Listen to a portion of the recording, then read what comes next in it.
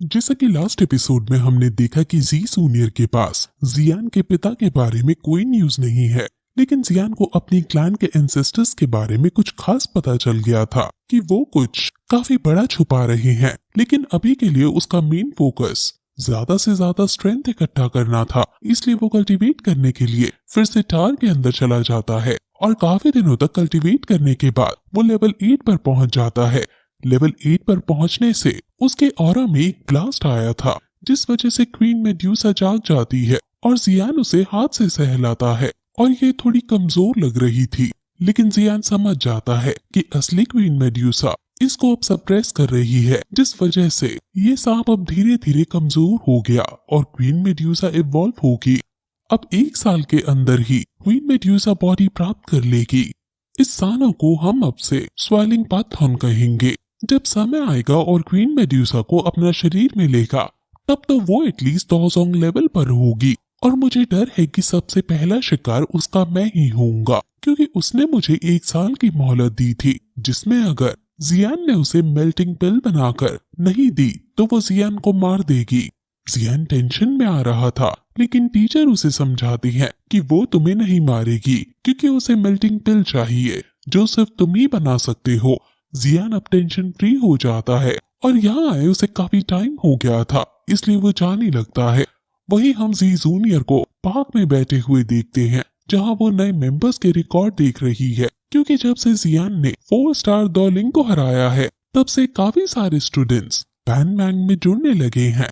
जियान की वजह से पैन मैंग के अंदर अब काफी फायर एनर्जी भी आ चुकी है, क्योंकि उसकी पिल अच्छी बिक रही है।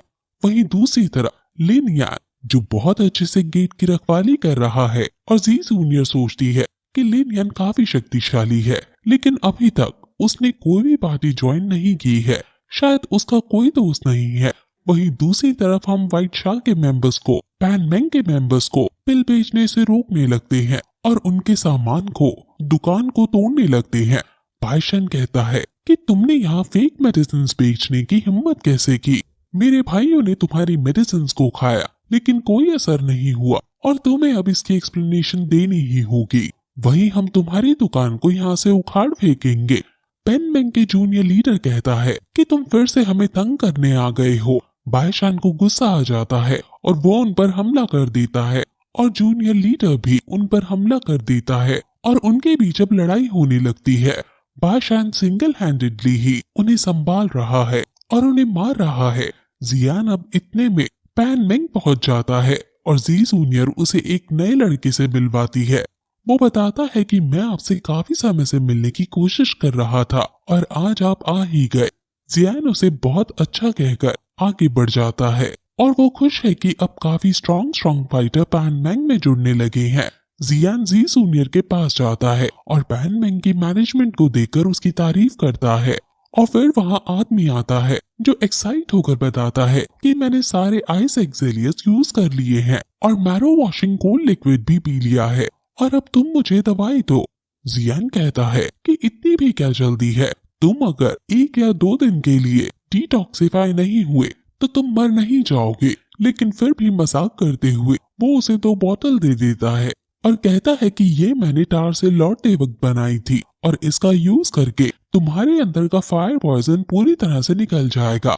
वो तुरंत उन पिल्स को खाकर वहाँ मेडिटेट करने बैठ जाता है और जियान जी जूनियर से पैन मैंग के हालात के बारे में पूछता है, जिस पर जी जूनियर बताती है कि अब तक सब कुछ ठीक रहा है।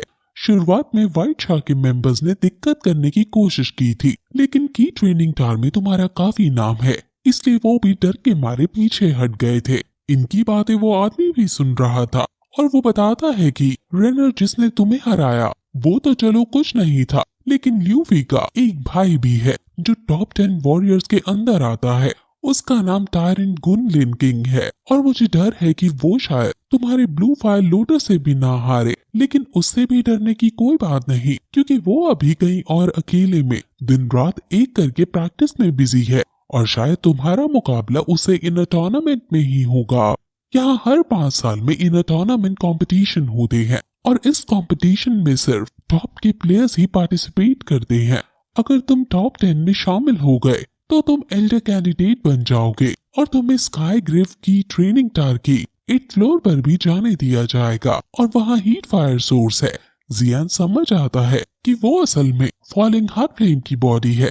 वहीं दूसरी तरफ बाइशान अपने लोगों के साथ पैन मैंग के लोगों को मार रहा था और इतनी बेरहमी से उन्हें घायल कर देता है कि वो खड़े होकर भागने तक के लायक नहीं होते। वहीं दूसरी तरफ वो आदमी जियान को सियान वुड इमॉर्टल वाइन अप दे देता है।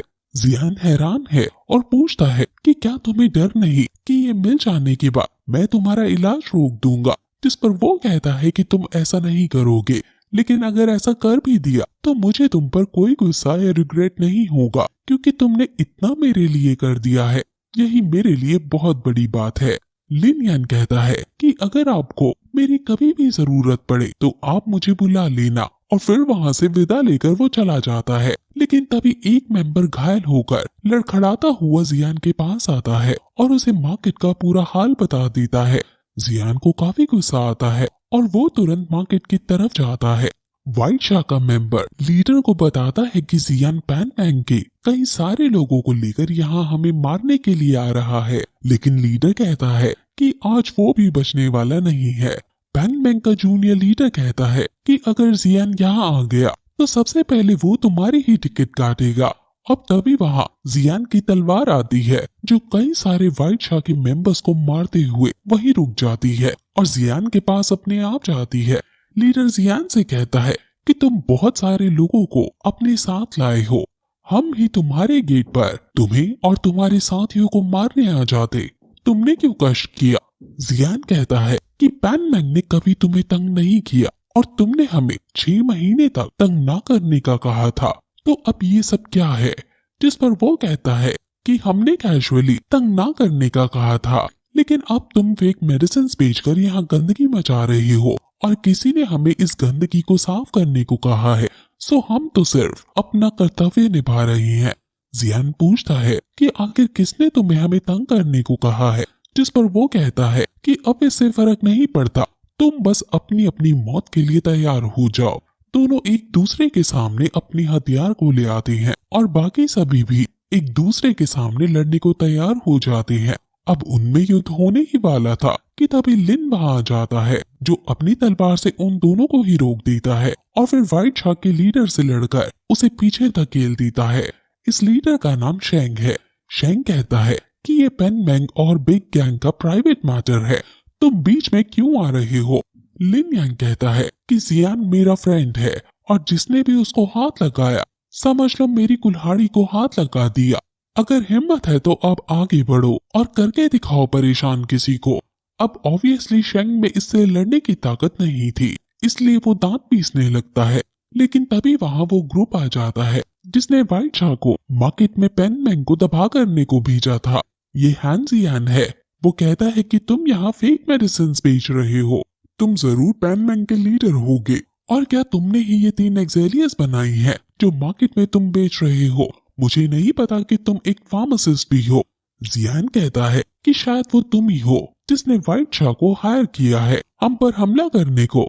वो कहता है कि तुमने ही फेक मेडिसिन उतारकर मार्केट में गलती की है और तुम्हें इसकी सजा तो मिलनी ही चाहिए थी। उनमें अब बहस ज्यादा बढ़ने लगती है, इसलिए जियान कहता है कि तुम्हें डर है कि तुम्हारी मेडिसिन हमारे सामने फीकी ना पड़ जाएं, इसलिए तुम ऐसे झूठे इल्जाम लगा रहे हो और अपने आप को ज्यादा बड़ा अल्केमिस्ट साबित कर रहे हो। लेकिन कोई बात नहीं, हम एक कंपटीशन रखते हैं और अगर तुम अल्केमी कंपटीशन में हारे तो तुम मुझे तंग नहीं करोगे। वो रेडी कर देता है और फिर यही एपिसोड खत्म हो जाता है।